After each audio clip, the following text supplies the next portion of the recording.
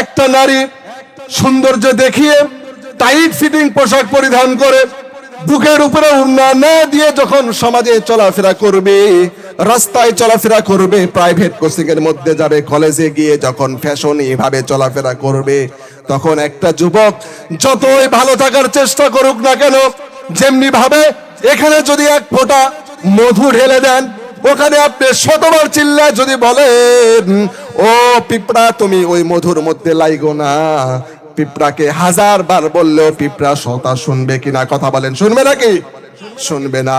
ঠিক তেমনি ভাবে আমার যুবতীরা, আমার বোনেরা, তোমাদেরকে বলতে চাই, তোমরা যদি তোমাদের সৌন্দর্য আর মাধুর্যতা লিপস্টিক দিয়ে মেকআপ করে, চোখের মধ্যে আইলাইনার মাস্কারা দিয়ে, চুলগুলো বের করে টাইট ফিটিং পোশাক পরিধান করে যদি তোমরা রাস্তায় চলাফেরা করো, কলেজের মধ্যে যাও, ইউনিভার্সিটিতে যাও, প্রাইভেট কোচিং এর মধ্যে গিয়ে ক্লাস করো, তাহলে দেখা যাবে যেমনি ভাবে মিষ্টিতে পিঁপড়া লাগবেই। তুমি যতই যুবককে ভালো রাখতে বলো, যতই যুবককে ওয়াজ শোনায় দাও, ওই যুবক তোমার শরীর দেখে কিন্তু ঠিক থাকতে পারবে না। এই কথা বলো ঠিক কিনা যুবকেরা? এই জন্য প্রিয় ভাইরা, আল্লাহ পাক এই জন্য বলেছেন ওয়াকরনা ফি বুয়ুতিকুন্না ওয়ালা তাবাররাজনা তাবাররুজাল জাহিলিয়াতিল উলা। পৃথিবীর জমিনে সবথেকে নিকৃষ্টতম মানুষ ছিল জাহিলি যুগের মানুষ। ওই জাহিলি যুগের মানুষের মতো তোমরা নিজেদের সৌন্দর্যকে দেখে দেখে নারীদেরকে বের করো না বাসা থেকে, এবং নারীরা তোমরাও বের হয় না। চিল্লা বলেন, কথা ঠিক কিনা? সুতরাং আমরা যুব সমাজকে ধ্বংস করে দিচ্ছি এই নারী নামক ফিতনা দ্বারা। কথা বলেন ঠিক কিনা? অতীতে এমন অহরহ ঘটনা ঘটেছে নারীর ফিতনার কারণে, নারীর জন্য যুব সমাজ নষ্ট হয়েছে। তোমরা আমার কৃতজ্ঞতা আদায় করো, আমার শুকরিয়া আদায় করো। কেন শুকরিয়া আদায় করবা? বান্দারে, তোমাকে আমি আল্লাহ সৃষ্টি করে দুনিয়ার জমিনে পাঠালাম। আমি আল্লাহ তোমাকে সৃষ্টি করে যেমন ভাবে পাঠিয়েছি, আমি আল্লাহ নিজেই কিন্তু তোমার রিজিকের দায়িত্ব নিয়েছি। সুবহানাল্লাহ পড়েন। এই জন্য রবের শুকরিয়া আদায় করতে হবে।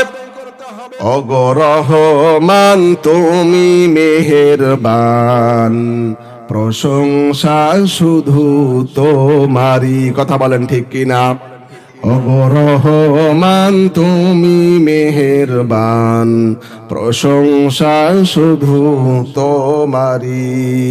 মেলে আখি যত দেখি, নিয়ামতে ভরা এই পৃথিবী, তুমি রহমান তুমি মেহেরবান, প্রশংসা শুধু তোমারই।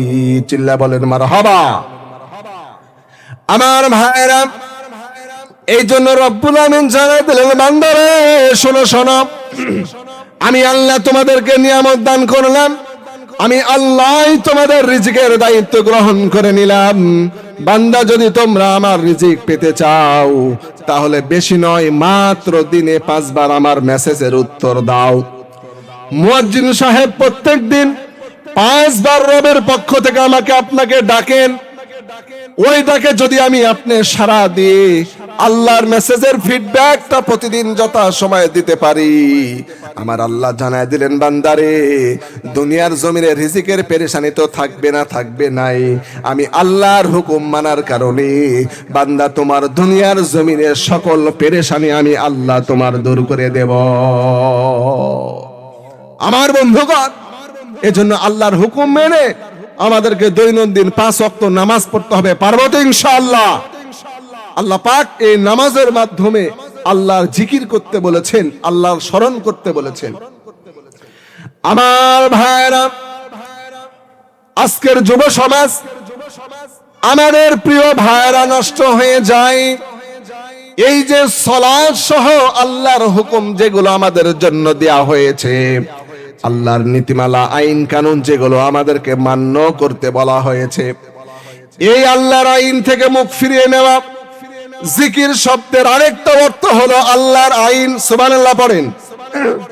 আমাদের সমাজের মধ্যে যদি কোরআনের আইন বাস্তবায়ন হয়, তাহলে সমাজের মধ্যে চুরি থাকতে পারে না। কথা বলেন ঠিক কিনা? আল্লাহর আইন যদি বাস্তবায়ন করা হয়, সমাজের মধ্যে কোনো টেন্ডারবাজি থাকতে পারে না। আল্লাহর আইন যদি সমাজের মধ্যে বাস্তবায়ন করা হয়, তাহলে জেনা ব্যভিচার কিন্তু সমাজের মধ্যে থাকতে পারে না। এই জন্য রব্বুল আমিন বলেছেন, ওয়ামান আ'রাদা আন যিকরি ফাইন্না লাহু মাঈশাতান দনকা। বান্দারা তোমরা শুনে নাও, জেনে নাও, যিকর মানে আমি এখানে আল্লাহ বুঝালাম আমার আইন, আমার বিধান, আমার নিয়ম, আমার কানুন। আমার আইন থেকে যারা মুখ ফিরিয়ে নেবে, আমার আইনগুলো মানবে না, আমি তাদেরকে ধ্বংস করে দেব, বিপদগ্রস্ত করে দেব। সুতরাং বান্দারা, বিপদ থেকে যদি বাঁচতে চাও, আমার আইনকে তোমরা মেনে নাও। বিপদ থেকে যদি বেঁচে থেকে তোমরা জমিনে সঠিকভাবে চলতে চাও, তাহলে আমার আইন বিকল্প তুমি সমাজ চালাতে পারবা না। সমাজটা যদি সুষ্ঠুভাবে চালাতে চাও, তোমার পরিবারটাকে যদি সুষ্ঠুভাবে পরিচালনা করতে চাও বান্দারে, তাহলে আমি আল্লাহর আইন ছাড়া বিকল্প কোনো রাস্তা নাই। সুতরাং প্রিয় ভাইরা আমার, আমাদের সমাজে, আমাদের পরিবারের মধ্যে ব্যক্তিগত জীবন থেকে শুরু করে নিয়ে এক পর্যন্ত রাষ্ট্রীয় জীবন পর্যন্ত যদি আমরা আল্লাহর আইনকে বাস্তবায়ন করতে পারি, তাহলে আমাদের ব্যক্তিগত জীবন থেকে বাংলাদেশের সর্বক্ষেত্রে এই বাংলাদেশটা সোনার বাংলাদেশে পরিণত হয়ে যাবে। ঠিক কিনা বলেন? এই জন্য প্রিয় ভাইরা, যতক্ষণ না পর্যন্ত আল্লাহর আইন সমাজে বাস্তবায়ন না হবে, যতক্ষণ পর্যন্ত আমি আপনি আমার ব্যক্তিগত জীবন থেকে নিয়ে পারিবারিক জীবন, সামাজিক জীবন, রাষ্ট্রীয় জীবন পর্যন্ত আল্লাহর বিধানকে, আল্লাহর আইনকে প্রাধান্য না দেব, ততক্ষণ পর্যন্ত আমি আপনি আগাতে পারবো না। ঠিক কিনা বলে? আমার সন্তান নষ্ট হওয়ার পিছনে কারণ হলো আল্লাহর আইন নাই। আল্লাহর আইন যদি থাকতো, মদ খাওয়া হারাম, সোয়ানি খাওয়া হারাম, গাঁজা খাওয়া হারাম, বাবা খাওয়া হারাম, জুয়া খেলা হারাম, এই আইন যদি আমার রাষ্ট্রে, আমার সংবিধানে চালু থাকতো, তাহলে আমার আপনার সন্তান কখনোই ওই চোয়ানিখোর, গাঁজাখোর, বাবাখোর, ইয়াবাখোরদের সাথে চলতে পারতো না। ঠিক কিনা বলেন? আইন তো নাই, চলবেই তো, এটাই স্বাভাবিক। আমার ভাইরা, আমি আপনি আমাদের মেয়েদেরকে প্রাইভেটে পাঠাই, কোচিং এর মধ্যে পাঠাই, আমার মেয়েদেরকে আমরা স্কুলে পাঠাই, কলেজে পাঠাই, কিন্তু যারা বাবা হয়েছি আমাদের দিলের মধ্যে কিন্তু ভয় কাজ করে। কথা বলেন ঠিক কিনা? না জানি আজকে আমার মেয়ের উপরে কোন আক্রমণ হয়ে যায়, না জানি কোন ছেলে আমার মেয়েকে তুলে নিয়ে চলে যায়, এমন টেনশন নিয়ে আজকের সমাজের বাবা মা গুলো পাহারা দেওয়ার মতো করে কিন্তু বাসা থেকে স্কুল পর্যন্ত মেয়েদেরকে নিয়ে যায়। কথা বলেন ঠিক কিনা? কিন্তু আমার সমাজে যদি কোরআনের আইন চালু থাকতো, সংবিধানে যদি রাষ্ট্রীয়ভাবে কোরআনের বিধানকে চালু করার ব্যবস্থা করা হতো, তাহলে রাত্রি 1টা বাজুক আর 2টা বাজুক, রাত্রি যতই হোক না কেন, সন্ধ্যার পরে হোক না কেন, একাকিত্ব রাস্তাঘাট হোক না কেন, আমার আপনার মেয়েদেরকে বাসা থেকে বাহির করতে কোনো প্রকার সমস্যা থাকতো না। ঠিক কিনা বলেন? এই জন্য প্রিয় ভাইরা, আজকে আমরা নিরাপত্তাহীনতায় ভুগছি, আমরা আজকে হতাশাগ্রস্ত, বিপদ আর বিপদ, টেনশন আর টেনশন। এই যে কিছুদিন আগেই আমাদের বাংলাদেশে বড় একটা ভূমিকম্প হলো, দেখেন আমরা মানুষ, আমাদের কুকর্ম, কৃতকর্ম, আমাদের খারাপ ফায়সা, অশ্লীল কাজ কাম, গুনার কারণে আল্লাহ পাক আসমান থেকে গজব নাজিল করেন। চিল্লা বলেন ঠিক কিনা? আমরা যদি ভালো হই, আল্লাহর রহমত আমাদের উপরে আসবে। আজকে আমরা আমাদের পরিবার, আমাদের সমাজ, আমাদের রাষ্ট্র ইসলামী নীতিমালা অনুযায়ী চালাতে পারতেছি না বলে দিন দিন গুনার কাজ, দিন দিন ফাহিশার কাজ বাড়তে আছে। চিল্লা বলেন ঠিক কিনা? আমার ভাইরা, এই জন্য আমরা আমাদের পরিবারের সকল সদস্যদেরকে কোরআন দিয়ে পরিচালনা করার চেষ্টা করি। আমার আপনার সন্তানকে ছোটবেলা থেকে যদি কোরআনের শিক্ষা দেওয়া শুরু করে দেই, এই যে এখন ডিসেম্বর মাস চলতেছে, অনেকে আমরা আমাদের সন্তানদেরকে স্কুলে ভর্তি করাবো, অনেকে আমাদের সন্তানদেরকে কিন্ডারগার্টেনে ভর্তি করাবো, অনেকেই আবার চিন্তা ভাবনা করেছেন কেজি স্কুলে দেওয়া দিয়ে আমার সন্তানকে ভর্তি করায় দেব। প্রিয় যুবক ভাইরা, প্রিয় আমার দিন ইসলাম ভাইরা, আমি আপনাদের কাছে অনুরোধ করে যাই, আপনার দুইটা সন্তান থাকতে পারে, একটা সন্তানও হতে পারে, চাই সেটা ছেলে হোক অথবা মেয়ে হোক। আপনার আমার এই দুনিয়ার 50-60 বছরের জিন্দেগিটা আসল জিন্দেগি নয়। আমরা সবাই মুমিন মুসলমান, আমরা কিন্তু এটা বিশ্বাস করি। আজকে জীবন নিয়ে দুনিয়ার জমিনে চলাফেরা করতেছি, আমার এই জীবনের শেষ এক সময় হয়ে যাবে, আমাকে কবরে যেতে হবে, আমাকে রবের সামনে কিয়ামতে দাঁড়াতে হবে, কিয়ামতে রব্বুল আলামিনের সামনে দাঁড়িয়ে আমাকে জবাবদিহি করতে হবে। হয়তো বা আমার জান্নাত অথবা জাহান্নাম একটা কিছু ফয়সালা হবে। এই বিশ্বাস করেন তো নাকি? আমরা যদি মুমিন হই, এই বিশ্বাসগুলো আমাদের দিলের মধ্যে আছে, তাহলে এবার আপনি চিন্তা করে দেখেন, ও যুবক, ও আমার প্রিয় ভাইয়েরা, আমরা আমাদের সন্তানদেরকে দুনিয়ার শিক্ষায় শিক্ষিত করার পর যখন বড় করি, বড় হওয়ার পরে আমার ওই সন্তান আমি বাবাকে দেখে না, আমি ওই সন্তান আমার কথা মতো আমার সন্তান চলে না, কিয়ামতের কঠিন সময় রব্বুল আমিনের সামনে যখন আমার সন্তানের হিসাব নিকাশের জন্য দাঁড় করানো হবে, আমার সন্তানের কুকর্মের কারণে, দুনিয়ার জীবনের গুনাহ খাতার কারণে আমার আপনার সন্তানকে রব্বুল আমিন জাহান্নামের জন্য ঘোষণা করে দিবেন। ও আমার ভাইয়েরা, রায়পাড়াবাসী শোনেন, মনোযোগ দিয়ে আলোচনাটা শোনেন। কিয়ামতের কঠিন সময় আমার সন্তানকে যখন রব্বুল আমিন জাহান্নামী ঘোষণা করে দিবেন, ওই সময় আমার আপনার সন্তান কি বলবে জানেন নাকি? আল্লাহ সূরাতুল আহজাবের মধ্যে বলছেন, রব্বানা আরিনাল্লাযাইনি আযাল্লানা মিনাল জিন্নি ওয়াল ইনস নাজআলহুমা তাহতা আকদামিনা লিয়াকুনা মিনাল আসফালিন। আল্লাহ রাব্বুল আমিন বলছেন, বান্দারা শোনো, সতর্ক হয়ে যাও, কিয়ামতের কঠিন সময় তোমার সন্তানকে যখন আমি আল্লাহ জাহান্নামী ঘোষণা করে দেব, তখন তোমার ওই সন্তান কি বলবে বান্দা জানো? তোমার সন্তান বলবে, ওগো রব্বুল আলামিন, আজকে আমি জাহান্নামের মধ্যে যাব, জাহান্নাম ফয়সালা হলো, জাহান্নামে যাওয়ার পিছনে উল্লেখযোগ্য কারণ আছে। সেই কারণটা হলো, দুনিয়ার জমিনে কিন্তু আমি আসমান থেকে পড়ে যাই নাই। দুনিয়ার জমিনে তুমি আমাকে দিয়েছো বাবা মায়ের মাধ্যমে। বাবা এবং মা উভয় কিন্তু আমার অভিভাবক ছিল। তাদের কাছে আমি যখন ছোট ছিলাম, আমার কোনো ধরনের কষ্ট হতে দেয় নাই। একটু আঘাত লাগলে কত প্রকার কেয়ার করেছে, কত আদর যত্ন ভালোবাসা দিয়েছে।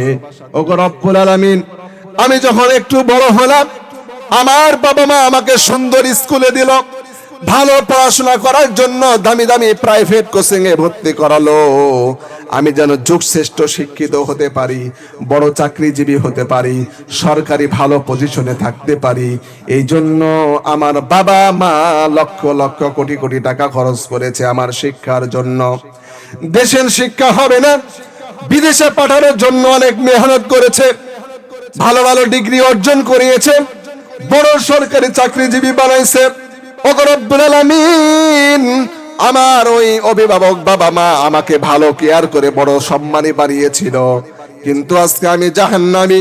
আমার ওই দুনিয়ার সরকারি চাকরি আজকে কাজে আসলো না, দুনিয়ার ওই শিক্ষাগত যোগ্যতা আমার কাজে আসলো না। দুনিয়ার জমিনে আমি যে বড় কর্মচারী ছিলাম, প্রশাসনের লোক ছিলাম, আমার সেই কাজ কিন্তু আজকে দিল না। ওগো আল্লাহ, আমি আজকে জাহান্নামের মধ্যে চলে যাচ্ছি। আমার আবদার হলো, আমার আপনার কাছে আপিল হলো, যেই বাবা মা আমাকে এত কষ্ট করে বড় করেছে, এত মেহনত করে টাকা পয়সা খরচ করে দুনিয়ার শিক্ষিত করেছে, আমি দুনিয়ার শিক্ষিত হয়ে দুনিয়াতে সম্মান পেয়েছি। ওগো রব্বুল আলামিন, আজকে তোমার সামনে আমাকে দান করিয়ে হিসাব নেওয়া হলো। কই কই আমার বাবা মা? একটা বার তো দুনিয়ার জমিনে আমি যখন ছোট ছিলাম আমাকে এটা শিখাইনি গো সন্তান, তোমাকে পরকালে যেতে হবে, রবের সামনে দাঁড়াতে হবে, তোমাকে রবের সামনে জবাবদিহিতা করতে হবে। তোমার পরকালীন জীবনটা আসল জীবন, এই দুনিয়ার জীবন আসল নয়। রব তোমাকে সৃষ্টি করে দুনিয়ার জমিনে পাঠাইছে, রবের প্রশংসা করতে হবে, রবের ইবাদত বন্দেগী করতে হবে, রাসূলের আদর্শ মানতে হবে, ওটাই তোমার আসল জীবন। ওগো রব্বুল আলামিন, আমার বাবা মা আমাকে সব কিছু দিয়েছে, যখন যা চাইছি সব আবদার পূরণ করেছে। একটা বারো তুমি আল্লাহকে চিনতে হবে, রাসূলের আদর্শ মানতে হবে, রাসূলের নীতিমালা মেনে চলতে হবে, সুন্নত অনুযায়ী জীবনটাকে পরিচালনা করতে হবে। ওগো রব্বুল আলামিন, আমার বাবা মা আমাকে নামাজের শিক্ষা দেয় নাই, কোরআনের শিক্ষা দেয় নাই, আমার বাবা মা আমাকে রাসূলের আদর্শ শিখাই নাই, সুন্নত অনুযায়ী জীবনটাকে পরিচালনা করতে কিছু বলে নাই। এই যে তোমার আখিরাতের ভয়ের কথা আমাকে একটাবারও বলে নাই।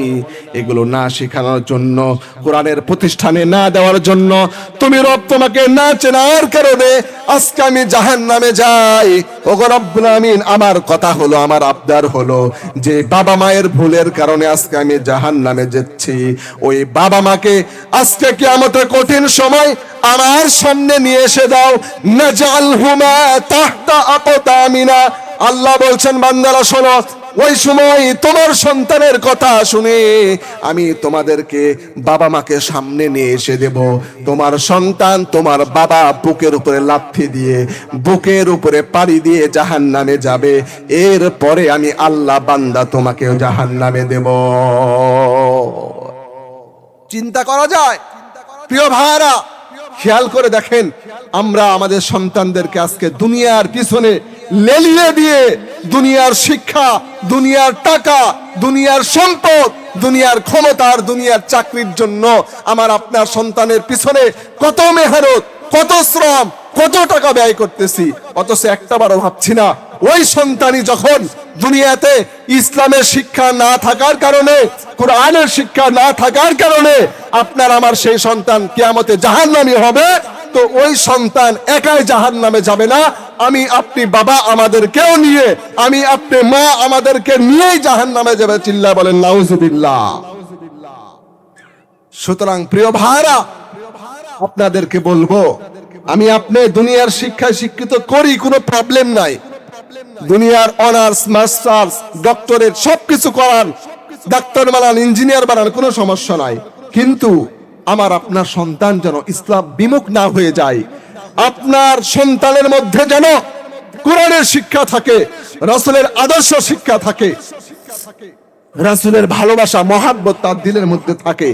যদি থাকে, আপনার সন্তান যদি কোরআনের শিক্ষায় শিক্ষিত হতে পারে, আপনি শুরুতেই নুরানি মাদ্রাসায়, মক্তব মাদ্রাসায়, ছোট ছোট হাফিজি মাদ্রাসাগুলোর মধ্যে আপনার আমার সন্তানকে যদি আমরা ভর্তি করায় দেই, তো আপনার সন্তান কোরআন শিখবে, আল্লাহর পরিচয় জানবে, নবীর সুন্নাত শিখবে, নবীর আদর্শ জানবে। তো যে সন্তান বিসমিল্লাহতে ভালো কিছু শিখবে, শিক্ষার শুরুতেই যার মধ্যে কোরআন ঢুকবে, যার মধ্যে হাদিস ঢুকবে, যার মধ্যে রাসূলের আদর্শর শিক্ষা ঢুকবে, ওই সন্তান বড় হলেও কখনো নামাজ ছাড়তে পারে না, বাবা মায়ের অসেবা করতে পারে না, বাবা মায়ের সাথে খারাপ ব্যবহার করতে পারে না, নামাজ ছেড়ে চুয়ানি, গাঁজা, মদ, টেন্ডারবাজি, সকল প্রকার ফাহিশা থেকে বিরত থেকে আপনার ওই সন্তান নিঃসন্দেহে জান্নাতের পথে চলবে। চিল্লা বলেন ঠিক কিনা? এই জন্য প্রিয় ভাইয়েরা, আপনাদেরকে অনুরোধ করব, আল্লাহ পাক সামান্য ছোট্ট সময় দিয়ে আমাদেরকে দুনিয়াতে পাঠাইছেন। এই ছোট্ট সময়ের মধ্যে যদি আমরা আমাদের সন্তানদেরকে, ছেলে মেয়েদেরকে মানুষ করতে পারি, কোরআনের পথে রেখে চলতে পারি, তাহলে কেবল আমরা সফলতা অর্জন করতে পারবো, এই দুনিয়াতেও সফল, পরের দুনিয়াতেও সফল। আমার ভাইয়েরা, কিতাবের মধ্যে এসেছে পৃথিবীর জমিনে 4 প্রকার বাবা মা সবচাইতে বেশি সফলতা অর্জন করতে পারবে। সফল বাবা মা হলো 4 প্রকার। কথা বলেন কয় প্রকার? 4 প্রকার বাবা মা হলো সফল। 1 নাম্বার হলো যেই বাবা মা সন্তান জন্ম দেওয়ার পরে নাবালেগ অবস্থায় সন্তানটা দুনিয়ার মায়া ছেড়ে চলে যায়, অর্থাৎ ছোট্ট বয়সে সন্তান যাদের মারা যায়, ওই বাবা মা সফল, সৌভাগ্যবান। বিস্তারিত হলো, ওই ছোট্ট সন্তান আপনার স্ত্রী 10 মাস 10 দিন গর্ভে ধারণ করার পরে কষ্ট করে যখন প্রসব করলো, এত কষ্ট করে সন্তানকে প্রসব করার পরে ওই সন্তান আপনাকে তেমন কিছু উপাদান দিতে পারলো না, উপকার দেওয়ার আগেই রবের হুকুমে দুনিয়ার মায়া ছেড়ে মাসুম বাচ্চাগুলো যদি ইন্তেকাল করে কবরবাসী হয়ে যায়, বিশ্বনবী হাদিসের মধ্যে বলেছেন ওই সন্তান কাল কিয়ামতের দিন কঠিন সময় আপনি যখন আপনার আমলনামা নিয়ে নাফসি করবেন, বিপদের মধ্যে থাকবেন, ওই সময় আপনার হয়তোবা জাহান্নামও ফয়সালা হয়ে যেতে পারে। কিন্তু ওই যে ছোটবেলায় আপনার সন্তানটা মারা যাওয়ার কারণে রব্বুল আলামিন মাসুম নিষ্পাপ সন্তান হওয়ার কারণে ওই সন্তানকে যখন জান্নাতি ঘোষণা করবেন, তখন আপনার ওই ছোট্ট সন্তান বলবে, ওগো রব্বুল আলামিন, আমার বাবা মা আমাকে ছোটবেলায় মা গর্ভে ধারণ করে কষ্ট করেছে, আমার বাবা অফিস শেষে রাত্রিবেলা যখন ঘুমিয়েছে আমি ছোট মানুষ কান্না করে ঘুম নষ্ট করে দিয়েছি, আমার বাবাকে কষ্ট দিয়েছি, আমার মাকে অক্লান্ত কষ্ট দিয়েছি, ওগো রব্বুল আলামিন, আমি আমার মা বাবার কোনো উপকার দুনিয়ার জমিনে করতে পারি নাই, ছোট অবস্থাতে আমার হায়াত ফুরিয়ে আমি দুনিয়ার জমিন থেকে চলে এসেছি, আমার মা বাবা বড় কষ্ট পেয়েছিল তারপরেও ধৈর্য ধারণ করেছে, ওগো রব্বুল আলামিন, আজকে আমি তোমার কাছে একটা আবদার করতে চাই, আমাকে তুমি যেমনি ভাবে মাসুম হওয়ার কারণে জান্নাত দান করেছো, যেই বাবা মা দুনিয়ার জমিনে কষ্ট করে আমাকে দুনিয়াতে প্রসব করেছিল, আজকে আমি জান্নাতি হয়ে ওই বাবা মাকে না নিয়ে জান্নাতের মধ্যে যাব না। সুবহানাল্লাহ পড়বেন না? এক নম্বরে সফল ওই বাবা মা যাদের ছোটবেলায় সন্তান মারা যায়, ওই সন্তান কিয়ামতে কঠিন দিন আপনি বাবা আপনি মা আপনার জন্য সুপারিশ করে আপনাকে জান্নাতের মধ্যে নিয়ে যাবে। সুবহানাল্লাহ পড়েন। দুই নম্বর সফল বাবা মা হলেন তারা যারা দুনিয়ার জমিনে পাগল সন্তান জন্ম দেয়। ও আমার মা বোনেরা যারা পর্দার আড়ালে থেকে আলোচনা শুনছেন, আপনাদেরকে বলতে চাই, যাদের পাগল সন্তান দুনিয়ার বুকে জন্ম নেয় অথবা হাত পায়ের সমস্যা, যে কোনো বিকলাঙ্গ সন্তান জন্মগ্রহণ করে, ওই সন্তানদেরকে নিয়ে মন খারাপ করার কিছু নাই। যাদের পাগল সন্তান আছে, বিকলাঙ্গ সন্তান আছে, ওদের ব্যাপারে কিতাবের মধ্যে এসেছে ওই সন্তান দুনিয়ার জমিনে এক প্রকার লাঞ্ছনার একটা বস্তু সন্তান হয়ে যায়। আমাদের সমাজে কিন্তু পাগল সন্তান থাকলে, অন্ধ সন্তান থাকলে অথবা বিকলাঙ্গ সন্তান থাকলে মানুষেরা কথা শোনায়, কথা বলেন ঠিক কিনা? আছে না নাই? আছে, আমাদেরকে কথা শোনায়, মন খারাপের কিছু নাই।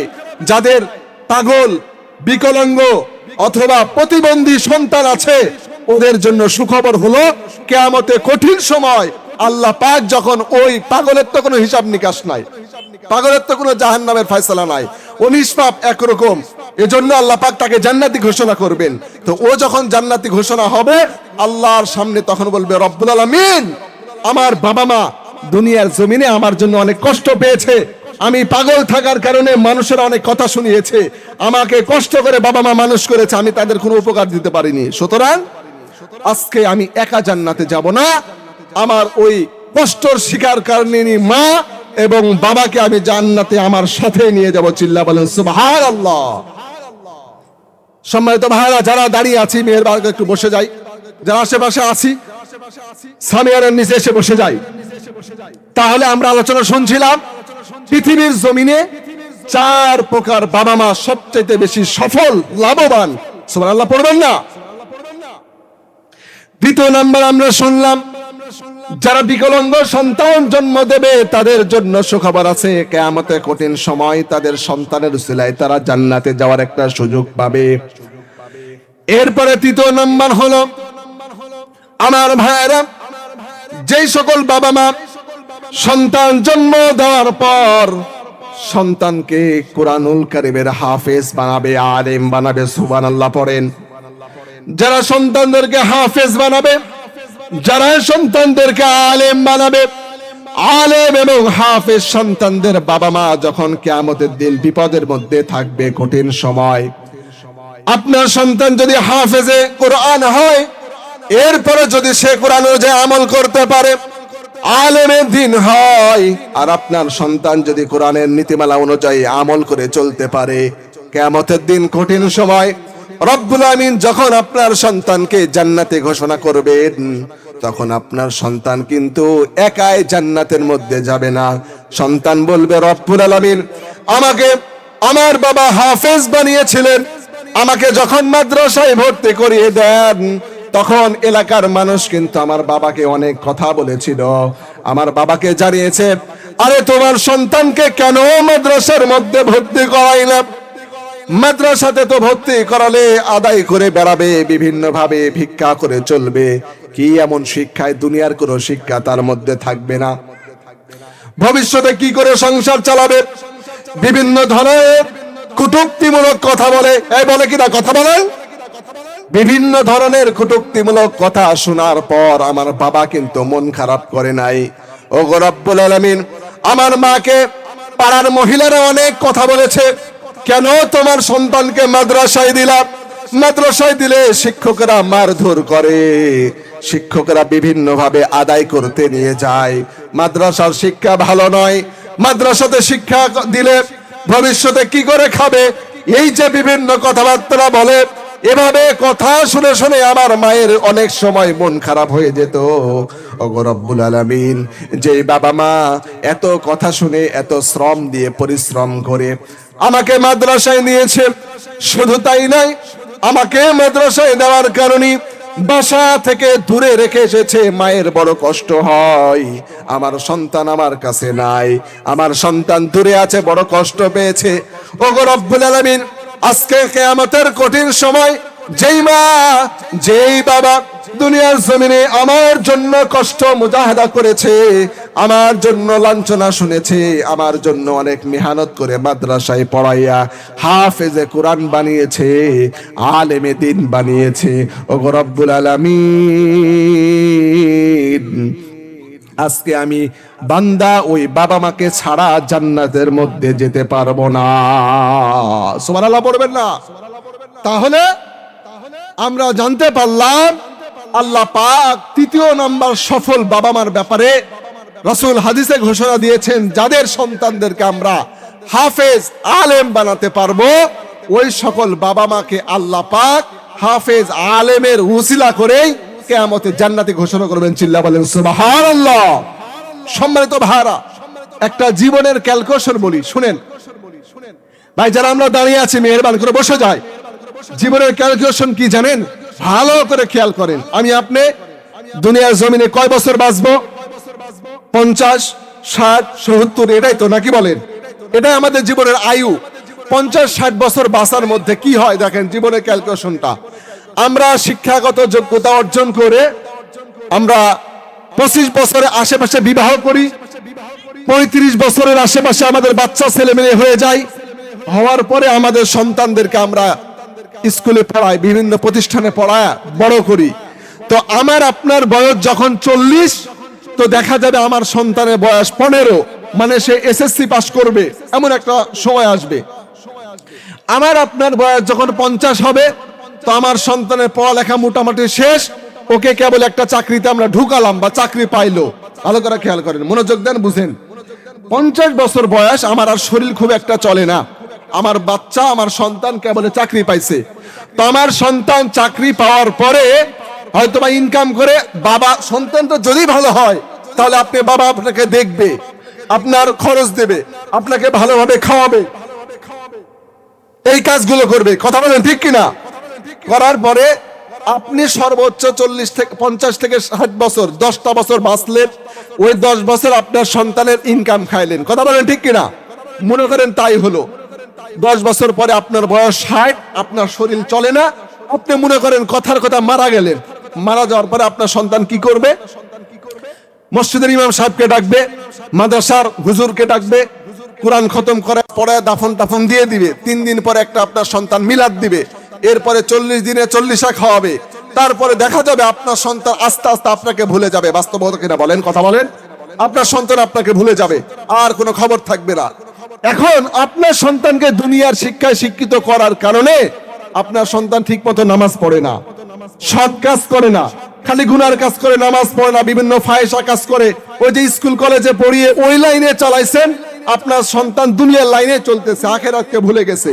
তা আপনি বাবা কবরে বসে বসে আপনার সন্তানের জন্য, সন্তান নামাজ না পড়ে যেই গুনাহ হবে, সন্তান চুরি করার কারণে যেই গুনাহ হবে, সন্তান ফাহিশা কাজ করার কারণে যে গুনাহ হবে, সন্তান জেনা, ব্যভিচার, নির্যাতন, নিপীড়ন এগুলো করার কারণে যেই গুনাহ হবে, আপনি বাবা কবরে বসে বসে সন্তানের গুনার ভাগীদার হতে থাকবেন। নাউজুবিল্লাহ পড়েন। পক্ষান্তরে আমি আপনি বিবাহ করেছিলাম 25 বয়সে, মনে আছে? মনে আছে কথা? 25 বয়সে বিবাহ করার পরে আমি আপনি 35 বছরের মধ্যে একটা সন্তানের বাবা হলাম। সন্তানের বয়স হলো মোটামুটি, সন্তানকে মাদ্রাসায় ভর্তি করে মাদ্রাসায় পড়ালেখা করালাম। আমার বয়স যখন 40 হলো, তো দেখা যাবে সন্তানের বয়স 15, মানে হাফেজ কমপ্লিট হয়েছে। এরপরে আপনার বয়স 50, আপনার সন্তানের বয়স 25, ও দাওরা হাদিস মাওলানা কমপ্লিট করার পরে হয়তোবা চাকরি করতেছে মসজিদে অথবা ছোট মাদ্রাসায়, অল্প বেতন। আপনি ওই যে 60 বছর বেঁচে থাকলেন 10টা বছর, ওই 10 বছর আপনি বয়স হওয়ার কারণে তেমন একটা কিছু করতে পারলেন না। তো আপনার সন্তান মাস গেলে 30,000 টাকা 20,000 টাকা ইনকাম করে আপনাকে সামান্য কিছু খাওয়ালো, খুব বেশি দিতে পারলেন না খরচ। আপনি 60 বছর বয়সে মারা গেলেন, যাওয়ার পরে আপনার সন্তান কিন্তু মসজিদের ইমাম সাহেবকে ভাড়া করে নিয়ে আসবে না। যাই চিল্লা বলেন ঠিক কিনা? মাদ্রাসার কোনো শিক্ষককে ডেকে নিয়ে আসবে না। আপনার সন্তান আপনার লাশটাকে সামনে নিয়ে এলাকার মুসল্লিদেরকে নিয়ে জানাজার নামাজে যখন তাকবীর পড়বে আল্লাহু আকবার, আপনার সন্তানের দিলের মধ্যে এই ফিলিংস কাজ করবে, হায় রে আফসোস, আজকে আমি হাফেজ, আমি আলেম হয়েছি, আমার বাবা কষ্ট করে মুজাহাদা করে দুনিয়ার স্বার্থ ভুলে আমার বাবা আমাকে সুন্দরভাবে হাফেজ বানাইছে, আমার বাবা মেহনত করে আমাকে আলেম বানাইছে। আজকে আমার বাবা আমার সামনে লাশ, বুকের ভিতরে ব্যথার বেদনা নিয়ে আপনার সন্তান যখন নারে তাকবীর বলে বুকে হাত বেঁধে সানা পড়ে জানাজা সালাত আদায় করবে, তো বুকের ভিতরের কষ্টের কারণে চোখ দিয়ে যে পানি বের হবে, ওই চোখের পানি জমিনে পড়ার আগে আল্লাহ আপনার জীবনের গুনাহগুলো মাফ করে দেবে। চিল্লা বলেন সুবহানাল্লাহ। প্রিয় ভাইরা, এখানেই শেষ নয়। চিন্তা করে দেখেন, আমি আপনি আপনার আমার সন্তানদেরকে কি পথে চালাচ্ছি। ওই সন্তান যখন হাফেজ আলেম হবে, ওই আলেম হাফেজ সন্তান আপনার দাফন দেওয়ার জন্য আপনার সন্তানে কবরে নামবে। আপনার চেহারাটা যখন দেখবে, আমার বাবার লাশটাকে রাখতেছি, চোখ দিয়ে পানি বের হবে, বুকের ভিতর থেকে কষ্ট ব্যথা লাগবে। ওই কষ্ট থেকে যে দোয়া আসবে, এলাকার মুসল্লিদেরকে নিয়ে আপনার কবরের সামনে আপনার সন্তান দোয়া করবে, আয় আল্লাহ, আমার বাবা আমাকে হাফেজ আলেম বানাইছে, আমার বাবার জন্য আমি হাফেজ কোরআন হয়ে দোয়া করতেছি, আয় আল্লাহ আমার বাবার জীবনের গুনাহগুলোকে মাফ করে দাও। চিল্লা বলেন সুবহানাল্লাহ। আপনার সন্তানের দোয়াটা হাদিসের মধ্যে এসেছে, এমন ব্যথা বেদনা নিয়ে দোয়া যদি সন্তান বাবা মায়ের জন্য করে, আল্লাহ পাক পৃথিবীর জমিনে পিস্তলের গুলি মিস হতে পারে, ওই সন্তানের দোয়া বাবা মায়ের জন্য কখনোই মিস হতে পারে না। চিল্লা বলেন সুবহানাল্লাহ। সম্মানিত ভাইরা, এখানে শেষ নয়।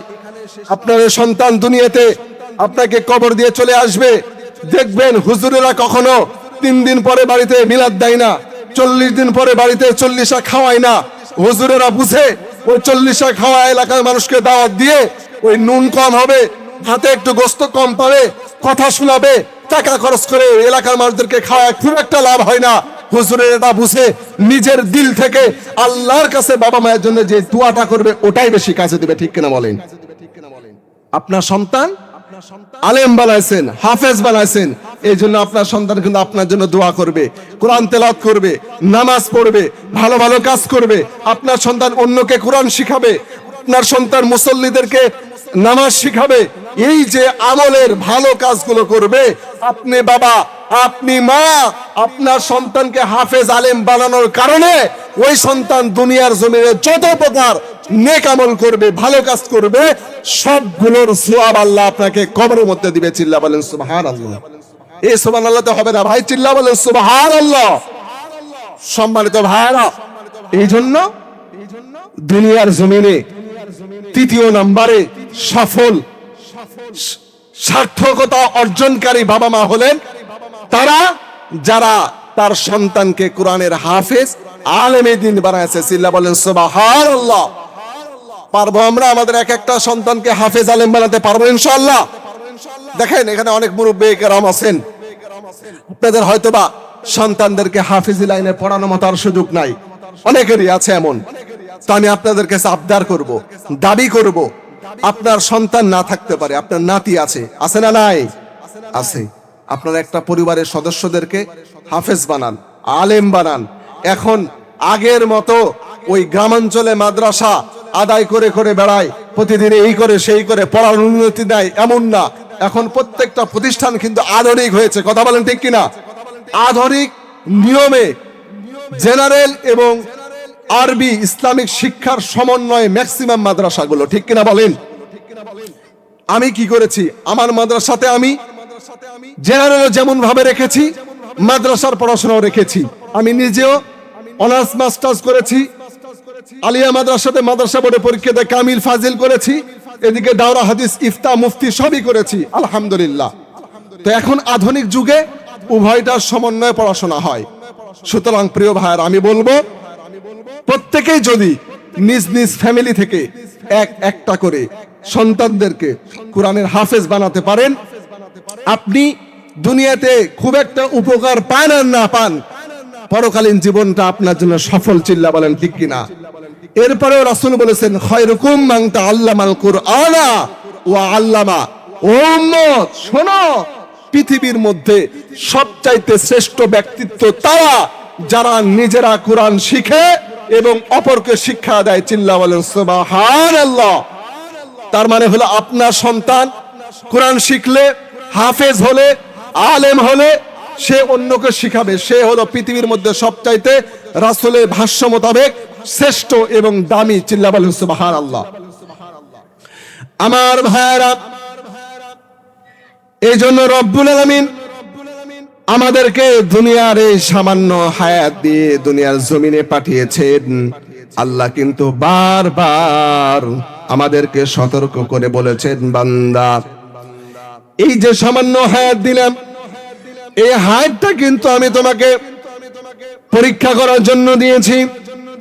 রব্বুল আমিন বলছেন, ইন্না নাহনু নাযালনা যিকরা ওয়া ইন্না লাহু লাহাফিযুন। রব্বুল আমিন জানায় দিলেন, বান্দারা শোনো, এই দুনিয়ার জমিনে তোমাদেরকে যে কোরআনটা দান করলাম, এই কোরআনের নিয়ম কানুন মেনে যদি তোমাদের জীবনটাকে চালাতে পারো, তাহলে তোমাদের সফলতা আমি আল্লাহর পক্ষ থেকেই দান করে দিব, বলেন সুবহানাল্লাহ। রব্বুল আমিন সূরা কাহফের মধ্যে বলছেন, ইন্না জাআলনা মা আলাল আরদি জিনাতাল লাহা লিনাবলুয়াহুম আইয়ুহুম আহসানু আমালা। আল্লাহ রাব্বুল আমিন বললেন, বান্দারা শোনো, এই যে দুনিয়া দেখতেছো, এই দুনিয়ার সব কিছু কিন্তু আমি আল্লাহ সৃষ্টি করলাম। কেন সৃষ্টি করলাম বান্দা, খেয়াল করে দেখো। আমি আল্লাহ দুনিয়ার জমিনটাকে বানাইছি জিনাত আর সৌন্দর্য দিয়ে। দুনিয়ার মানুষেরা দুনিয়ার মোহে পড়বে, এটাই স্বাভাবিক, কারণ আমি আল্লাহ নিজে বললাম জিনাতাহা। জিনাতাহা মানে দুনিয়ার সৌন্দর্য। দুনিয়ার মধ্যে আমি আল্লাহ সৌন্দর্য দিয়ে পাঠালাম। এটার কারণ হলো লিনাবলুয়াহুম আইয়ুহুম আহসানু আমালা। আমি আল্লাহ তোমাদেরকে দুনিয়ার সৌন্দর্য থাকার পরেও পরীক্ষা করব, কোন বান্দা আছে আমার এমন যারা দুনিয়াকে পিছে ফেলে, দুনিয়ার দিকে না তাকাইয়া, দুনিয়ার মোহে না পড়ে আমি আল্লাহকে ভালোবাসবে, আমি আল্লাহর মহব্বত করবে, আমি আল্লাহর জন্য আমলে সালেহা করবে। যারা এমন কাজ করবে, রব্বুল আমিন বলছেন, ইন্নাল্লাযীনা আমানু ওয়া আমিলুস সালিহাতি কানাত লাহুম জান্নাতুল ফিরদাউসি নুজুলা। আল্লাহ রাব্বুল আমিন জালালের বান্দারা শোনো, দুনিয়ার সৌন্দর্যকে রেখে যারা আমার হুকুম পালন করবে, সুবহানাল্লাহ বলেন, আমার হুকুম মতো জীবনটাকে পরিচালনা করবে, আমি আল্লাহ কথা দিলাম তাদের জন্য কিয়ামতের দিন উপহার দান করব। কি উপহার? দুনিয়ার জমিনে যখন বন্ধু, এই যে আমার যুবক ভাইরা এসেছে, যুবক ভাইরা যখন আরেকটা যুবক ভাইকে, বন্ধুকে কোনো কিছু গিফট করে, কত খুশি হয়, সারপ্রাইজ দেয়, কত আনন্দ পায়। হঠাৎ করে যখন বন্ধুকে টেলিফোন করে ডেকে বলি, বন্ধু আমার অফিসে প্রোগ্রাম আছে, চলে আসো। আমার বন্ধু আসার পরে যখন বন্ধুকে কোনো কিছু গিফট করি, বন্ধুকে কোনো সারপ্রাইজ দেই, তখন আপনার বন্ধু কিন্তু অত্যন্ত খুশি হয়, আনন্দিত হয়। ঠিক তেমনি ভাবে রব্বুল আমিন বলছেন, ও বান্দা শোনো, নুজহুলা, আল্লাহ বললেন সূরা কাহাফের মধ্যে, বান্দা শোনো, দুনিয়ার জমিনে দুনিয়ার মোহ রেখে, দুনিয়ার জিনাত আর সৌন্দর্য রেখে যারা আমি আল্লাহর জন্য ইবাদত বন্দেগী করবে, আমি আল্লাহকে ভালোবাসবে, মহব্বত করবে, আমার নীতিমালা অনুযায়ী চলবে, আমার বিধানকে মেনে নেবে, কোরআনকে নিজেদের বাস্তবায়ন সমাজের মধ্যে বাস্তবায়ন করবে, এমন কাজগুলো যে সকল বান্দারা করতে পারবে, ও বান্দা আমি আল্লাহ লিখে দিলাম, তোমার কপালে লিখে দিয়ে দেব। ভালো করে খেয়াল করো, মনোযোগ দিয়ে দেখে রাখো, আমি আল্লাহ তোমার কপালের মধ্যে জান্নাতুল ফিরদাউস লিপিবদ্ধ করে দেব। সুবহানাল্লাহ বলবেন না? আমার ভাইরা, এই জন্য দুনিয়া আসবে আমাদের কাছে, ওই দুনিয়াকে রেখে পরকালকে প্রাধান্য দেওয়ার জন্য আল্লাহর ইবাদত করতে হবে। চিল্লা বলেন ঠিক কি না? যুবক ভাইরা, তোমাদের ব্যাপারে আলোচনা করছিলাম। আল্লাহ পাক দুনিয়াতে আমাদেরকে জিনাত সৌন্দর্য দিয়ে পাঠাইছেন। বর্তমান সমাজে যুব সমাজ নষ্ট হয়ে যাওয়ার পিছনে বিশেষ বিশেষ কারণ হলো এই যে নারীর লোভ লালসা, নারীর পিছনে ফাহেসা, মিডিয়া এবং মোবাইলের অশ্লীল ব্যবহারের কারণে আমাদের যুব সমাজ নষ্ট হয়ে যাচ্ছে। চিল্লা বলো ঠিক কিনা? আমরা যদি এই যে অ্যান্ড্রয়েড ফোন এসেছে, এই ফোন কিন্তু ভাই ভালো উপকার দেয়, আবার কিছু কিছু ক্ষেত্রে খুব খারাপ কাজ করে, ঠিক কিনা বলেন? যুবকেরা চিন্তা করে, আমার যদি একটা গার্লফ্রেন্ড না থাকে, অ্যান্ড্রয়েড ফোন দিয়ে কি করব?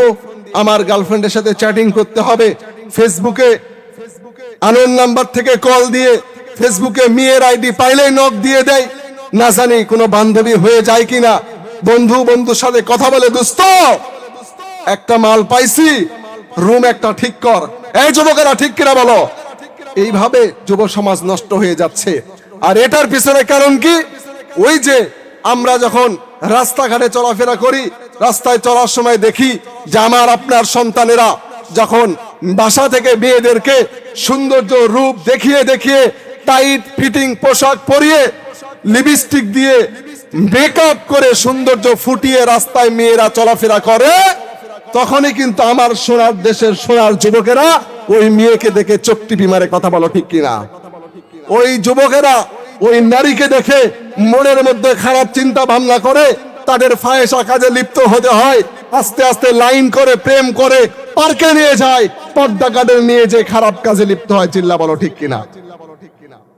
আমার ভাইরা, এই জন্য রব্বুল আমিন বলেছেন, ও দুনিয়ার মানুষ খেয়াল করে দেখো, আল্লাহ রব্বুল আমিন বলছেন, وَقَرْنَ فِي بُيُوتِكُنَّ وَلَا تَبَرَّجْنَ تَبَرُّجَ الْجَاهِلِيَّةِ الْأُولَى। আল্লাহু আকবার পড়েন। রব্বুল আমিন বলছেন, বান্দারা শোনো, ও দুনিয়ার নারীরা শোনো, তোমরা যুবকদেরকে নষ্ট করার পিছনে এক নম্বরে কারণ, এই কথা বলো ঠিক কিনা? আল্লাহ বললেন, দুনিয়ার মানুষেরা শোনো, তোমরা যারা নারীর বাবা হয়েছো, মেয়েদের বাবা হয়েছো, তোমরা শোনো, ও দুনিয়ার মেয়েরা শোনো, তোমরা জাহিলি যুগের নারীদের মতো তোমাদের সৌন্দর্যকে দেখিয়ে দেখিয়ে বাসা থেকে বের হয়েও না, কারণ শয়তান তোমাদের পিছনে লেগে আছে। শয়তান তোমাদেরকে শয়তানের তীরের মতো করে ব্যবহার করবে। একটা নারী সৌন্দর্য দেখিয়ে টাইট ফিটিং পোশাক পরিধান করে, বুকের উপরে ওড়না না দিয়ে যখন সমাজে চলাফেরা করবে, রাস্তায় চলাফেরা করবে, প্রাইভেট কোচিং এর মধ্যে যাবে, কলেজে গিয়ে যখন ফ্যাশন এভাবে চলাফেরা করবে, তখন একটা যুবক যতই ভালো থাকার চেষ্টা করুক না কেন, যেমনি ভাবে এখানে যদি এক ফোঁটা মধু ঢেলে দেন, ওখানে আপনি শতবার চিল্লায় যদি বলেন, ও পিঁপড়া তুমি ওই মধুর মধ্যে লাইগো না, পিঁপড়াকে 1000 বার বললেও পিঁপড়া কথা শুনবে কিনা? কথা বলেন, শুনবে নাকি? শুনবে না। ঠিক তেমনি ভাবে আমার যুবতীরা, আমার বোনেরা, তোমাদেরকে বলতে চাই, তোমরা যদি তোমাদের সৌন্দর্য আর মাধুর্যতা লিপস্টিক দিয়ে, মেকআপ করে, চোখের মধ্যে আইলাইনার মাস্কারা দিয়ে, চুলগুলো বের করে টাইট ফিটিং পোশাক পরিধান করে যদি তোমরা রাস্তায় চলাফেরা করো, কলেজের মধ্যে যাও, ইউনিভার্সিটিতে যাও, প্রাইভেট কোচিং এর মধ্যে গিয়ে ক্লাস করো, তাহলে দেখা যাবে যেমনি ভাবে মিষ্টিতে পিঁপড়া লাগবেই। তুমি যতই যুবককে ভালো রাখতে বলো, যতই যুবককে ওয়াজ শোনায় দাও, ওই যুবক তোমার শরীর দেখে কিন্তু ঠিক থাকতে পারবে না। এই কথা বলো ঠিক কিনা যুবকেরা? এই জন্য প্রিয় ভাইরা, আল্লাহ পাক এই জন্য বলেছেন ওয়াকরনা ফি বুয়ুতিকুন্না ওয়ালা তাবাররাজনা তাবাররুজাল জাহিলিয়াতিল উলা। পৃথিবীর জমিনে সবচেয়ে নিকৃষ্টতম মানুষ ছিল জাহিলি যুগের মানুষ। ওই জাহিলি যুগের মানুষের মতো তোমরা নিজেদের সৌন্দর্যকে দেখে দেখে নারীদেরকে বের করো না বাসা থেকে, এবং নারীরা তোমরাও বের হয় না। চিল্লা বলেন কথা ঠিক কিনা? সুতরাং আমরা যুব সমাজকে ধ্বংস করে দিচ্ছি এই নারী নামক ফিতনা দ্বারা। কথা বলেন ঠিক কিনা? অতীতে এমন অহরহ ঘটনা ঘটেছে নারীর ফিতনার কারণে, নারীর জন্য যুব সমাজ নষ্ট হয়েছে, আল্লাহ ওয়ালাগুলো নষ্ট হয়েছে। সূরা আরাফের 176 নম্বর আয়াতে কারিমা একটা আয়াতে তাফসিরে এসেছে, আল্লাহ পাক এখানে বলছেন যে নারী মানুষকে ধ্বংস করতে পারে, নষ্ট করে দিতে পারে। তার একটি প্রমাণে আয়াতের মধ্যে আল্লাহ পাক দিয়েছেন, ওয়াতলু আলাইহিম নাবা আল্লাযিনা আতাইনাহু আয়াতিনা ফানসালাকা মিনহা ফাআতবাহু শাইতান। আল্লাহ পাক এই আয়াত রাসূলকে দিয়ে বলে, রাসূল আপনার উম্মতদেরকে শুনায়া দেন, অতীতের যুগের একটি ঘটনা জানায়া দেন, এই ঘটনা থেকে যেন আপনার উম্মতরা শিক্ষা নেয়। চিল্লা বলেন সুবহানাল্লাহ। আল্লাহ পাক আমাদের শিক্ষার জন্য এই আয়াত দিয়েছেন। আমার ভাইরা, হযরত মূসা আলাইহিস সালাতু ওয়াস সালামের যুগের একটি অত্যন্ত গুরুত্বপূর্ণ ঘটনা এসেছে। জাবরিন নামক একটি গোত্র ছিল। ওই জাবরিন গোত্রের একজন ব্যক্তিত্ব ছিল যিনি হলে আল্লাহ ওয়ালা, আল্লাহ রাব্বুল আলামিনের ইবাদত বেশি পরিমাণে করতেন, আল্লাহর সন্তুষ্টি অর্জন করেছিলেন, যার কারণে তাকে বলা হতো মুস্তাজাবুদ দাওয়া। সুবহানাল্লাহ পড়েন। মুস্তাজাবুদ দাওয়া মানে হলো এমন ব্যক্তি যে দোয়া করলে দোয়া সঙ্গে সঙ্গে কবুল হয়। সুবহানাল্লাহ পড়েন। দোয়া করলে সঙ্গে সঙ্গে দোয়া রব্বুল আলামিন কবুল করে নেন, এমন একজন ব্যক্তি ছিল যার নাম ছিল বালাম ইবনে বাউর। এই বালাম ইবনে বাউর জাবরিন গোত্রের মধ্যে বসবাস করত। জাবরিন গোত্রের মানুষেরা ছিল মুশরিক, আল্লাহকে বিশ্বাস করত না। আল্লাহ রাব্বুল আমিন মূসা নবীকে নির্দেশ দিলেন, ও আমার নবী মূসা কালিমুল্লাহ, আপনি জাবরিন গোত্রের সাথে যুদ্ধ ঘোষণা করেন। জাবরিন গোত্রের সাথে যুদ্ধ ঘোষণা করা হলো। জাবরিন গোত্রের লোকেরা যখন জানতে পারল মূসা হলেন আল্লাহর নবী, মূসা আল্লাহর নবী এসে জাবরিন গোত্র আমাদের সাথে যুদ্ধ ঘোষণা করেছেন, যুদ্ধ করবেন, আমরা নিঃসন্দেহে মূসার সাথে হেরে যাব, পারবো না। কারণ হলো তার সাথে আল্লাহ সাহায্য আছে, আর আমরা মুশরিক, আমাদের সাথে কিন্তু কোনো কারো সাহায্য নাই। ঠিক কিনা বলেন? আমার ভাইরা, জাবরিন গোত্রের লোকেরা চিন্তা করলো কি করা যায়, কিভাবে আমরা এই যুদ্ধের মধ্যে জয়লাভ করতে পারি।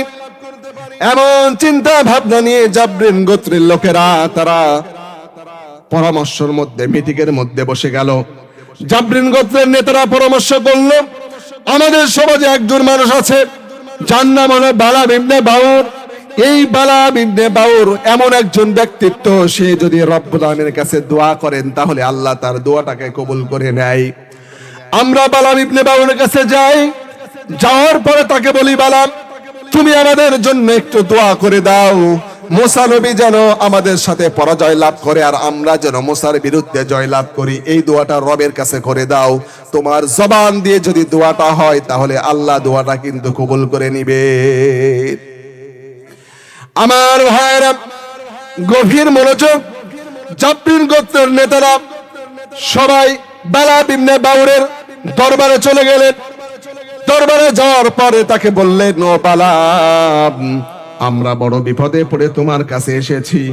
বালাম বললেন, কি বিপদ বলেন।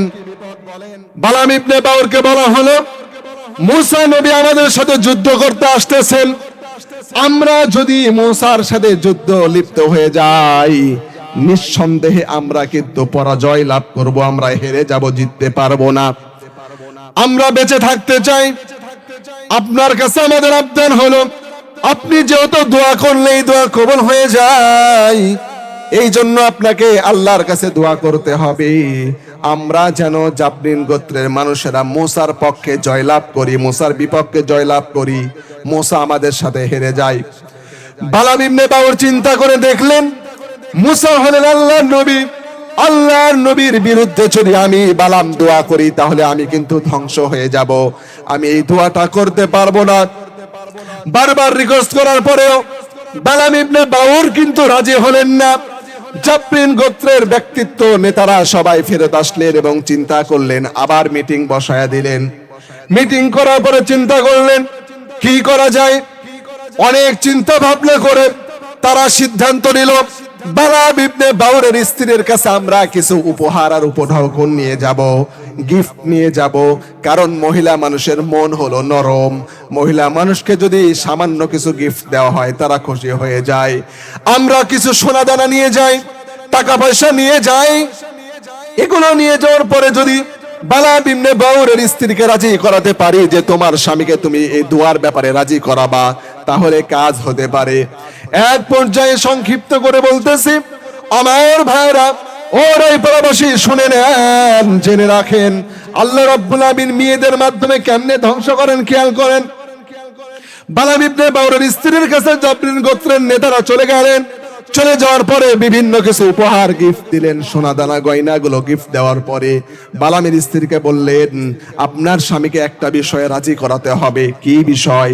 তিনি বললেন, আপনার স্বামীকে বলবেন আমরা এসেছিলাম, আমাদের পক্ষে যদি আল্লাহর কাছে দোয়া করে দেয় তাহলে আমরা মুসার নবীর বিরুদ্ধে জয়লাভ করব, মুসা নবী হেরে যাবে, এটাই আমরা চাই।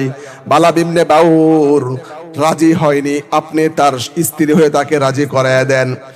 এক পর্যায়ে বালামের স্ত্রী মহিলা মানুষ, মনটা বড় নরম, নরম হওয়ার কারণে মহিলা মানুষ রাজি হয়ে গেলেন, ঠিক আছে আপনারা চলে যান, আমার স্বামী আসলে আমি তাকে রাজি করাবো। এবার বালাম ইবনে বাউর যখন বাসার মধ্যে চলে আসলেন, বাসায় আসার পরে রাত্রিবেলা কলা কৌশলে তার স্ত্রী তাকে রাজি করা ফেললো। নাউজুবিল্লাহ পড়েন, এই নাউজুবিল্লাহ পড়েন। বালাম ইবনে বাউর যখন রাজি হয়ে গেল, স্ত্রীর প্ররোচনায় পড়ে, গিফটের লোভে পড়ে বালাম ইবনে বাউর রাজি হয়ে গেল। এরপরে পরের দিন জাবরিন গোত্রের নেতাদেরকে ডাকা হলো, তোমরা আমার সাথে মোনাজাতে শরীক হবা, আমার নির্ধারিত জায়গা। বালাম ইবনে বাউর বলতেছে, তোমরা আমার নির্ধারিত জায়গায় চলে আসো, আমি তোমাদেরকে সাথে নিয়ে দোয়া করে দেব। বালাম ইবনে বাউর যখন তার সাওয়ারিতে অর্থাৎ ঘোড়ার উপরে আরোহণ করে নির্ধারিত দোয়ার জায়গায় চলে যাবে, এমন সময় তার ঘোড়াটা সামনে অগ্রসর হয় না। সামনে অগ্রসর না হওয়ার কারণে বালাম ইবনে বাউর বারবার তার ঘোড়াকে আঘাত করতেছে, মারতেছে, এই ঘোড়া তুই যাস না কেন, সামনে আগা। বালাম ইবনে বাউরের ঘোড়া বারবার চোখ দিয়ে পানি ফেলে, কান্নাকাটি করে, কিন্তু জবান নাই, কথা বলতে পারে না। এক পর্যায়ে কিতাবের মধ্যে লিখেছেন, মুফাসসিরগণ উল্লেখ করেছেন, বালাম ইবনে বাউরের ওই ঘোড়া রব্বুল আমিনের কাছে দোয়া করলো। সম্মানিত ভাইরা, আজান দিচ্ছে, আজানের পরে আমরা কথা শুনি ইনশাআল্লাহ। মনে মনে জিকির করি।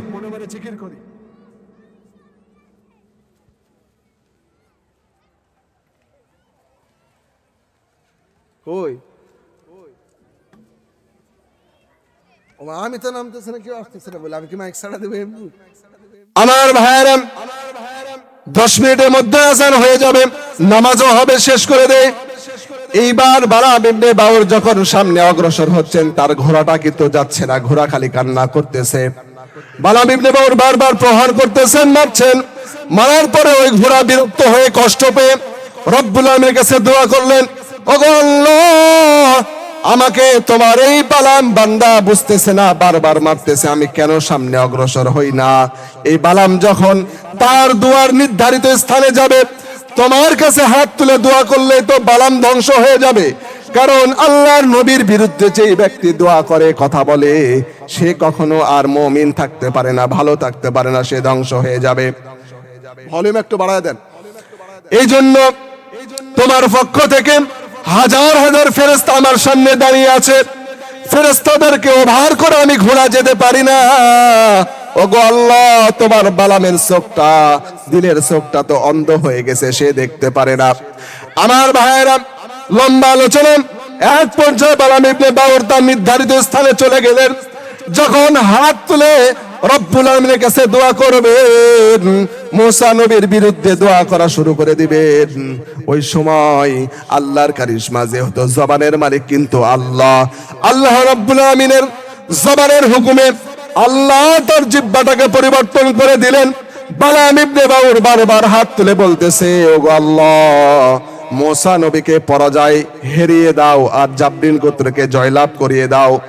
এই দোয়া যখন বারবার করতেছিলেন, আল্লাহর কারিশমা, আল্লাহ রাব্বুল আমিন জিহ্বাটাকে পরিবর্তন করে, জবানটাকে পরিবর্তন করে বারবার এটাকে জবান দিয়ে বের করে দিলেন যে মুসা নবীকে জয়লাভ করে দাও আর জাবরিন গোত্রের ব্যক্তিবর্গদেরকে পরাজয় বানায়া দাও। সুবহানাল্লাহ বলে।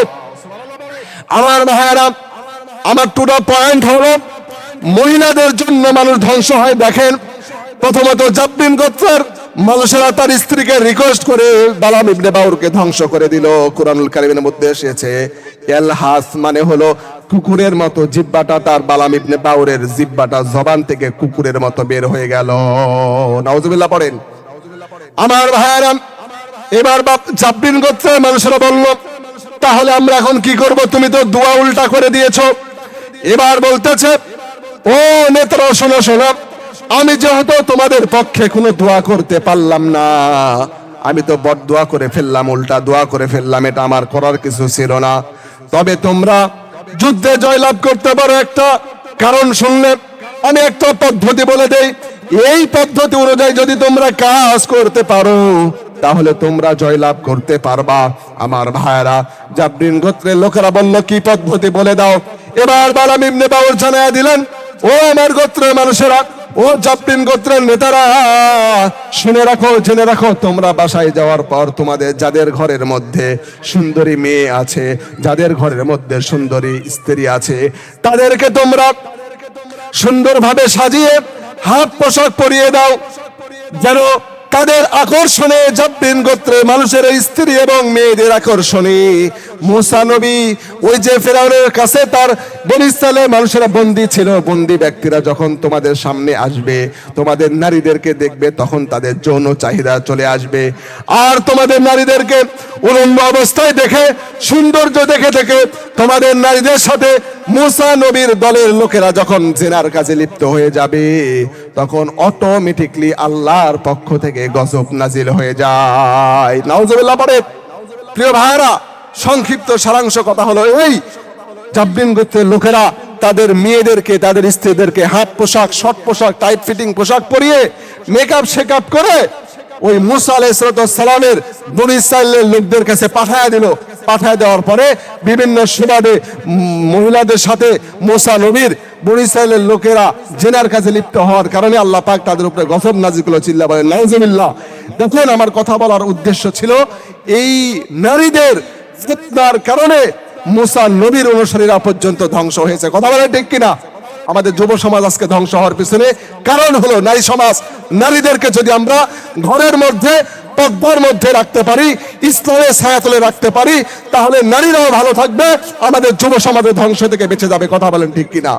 আল্লাহ পাক আমাদেরকে যে সকল কথা বলা হলো আমল করার মতো তৌফিক দান করুক। ওয়া আখিরু দাওয়ানা আলহামদুলিল্লাহি রাব্বিল আলামিন।